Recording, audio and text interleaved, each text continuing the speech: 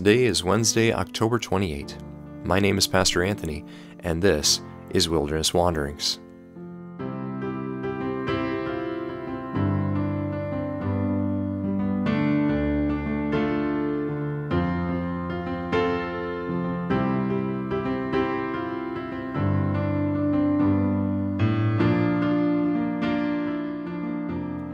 Today our text comes from James chapter 1.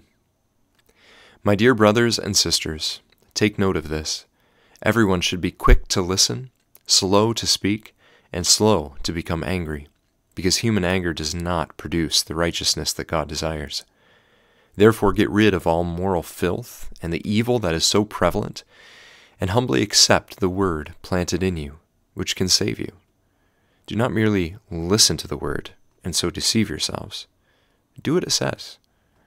Anyone who listens to the word but does not do what it says is like someone who looks at his face in a mirror and, after looking at himself, goes away and immediately forgets what he looks like.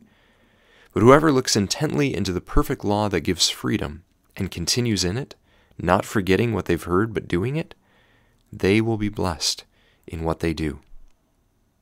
This is James chapter 1, verses 19 to 25. How are the deformed desires of our flesh reformed in the ways of Christ? Well, James has some thoughts here, doesn't he? When talking about the righteousness that God desires, James seems to say, if we don't have the capacity to listen to the person sitting in front of us, if our words sometimes fly out unchecked, or if our temper controls us more often than we control it, if that's how our day-to-day life looks like in relationship to others, then how can it be any different in our relationship with God? And vice versa. Our daily life and our spiritual life have a lot in common. And so practicing things like listening more and speaking less in our relationship with God helps us do the same in our relationship with others, and vice versa. That's because the practice slowly forms our desire to really listen and hear well in all of life. As it is with any human endeavor, beginner's luck and raw talent only get you so far.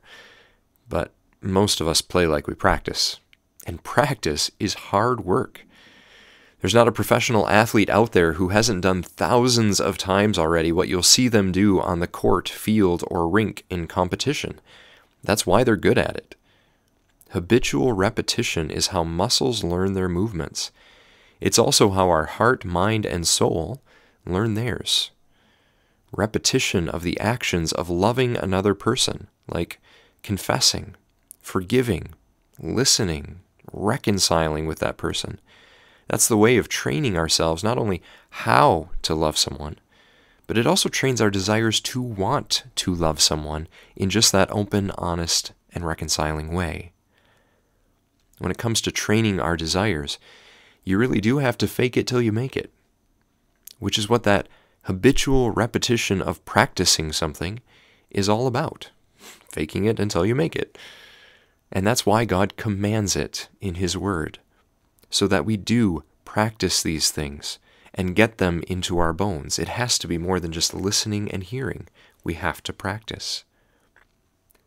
As with any game, it's only those who know the rules of the game, the boundaries of the field, and who have disciplined themselves in the fundamentals, who are really free to play and enjoy it to its absolute fullest. And that's true whether you're talking about athletes, tradespeople, jazz musicians, or Christians. So look into God's perfect law that gives you this freedom and continue in it. Don't forget what you've seen and what you've heard there, but do it. Practice it with your friends. Practice it with your families. Practice it with your God. You'll be blessed if you do.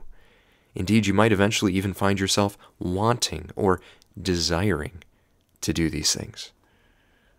Of course, all of this comes through the work of the Spirit who sanctifies us and empowers us to practice what God calls and commands us to. He slowly conforms us, our lives, and our desires to the likeness of Christ and forms fruit within us, like gentleness, love, and self-control. And that's what it's about, becoming through the power of the Spirit at work within us, more and more from our desires up, who we already are in Christ. So, as you journey on, go with the blessing of God. May the peace of the Lord Christ go with you, wherever he may send you. May he guide you through the wilderness, protect you through the storm. May he bring you home rejoicing at the wonders he has shown you. May he bring you home rejoicing once again into our doors.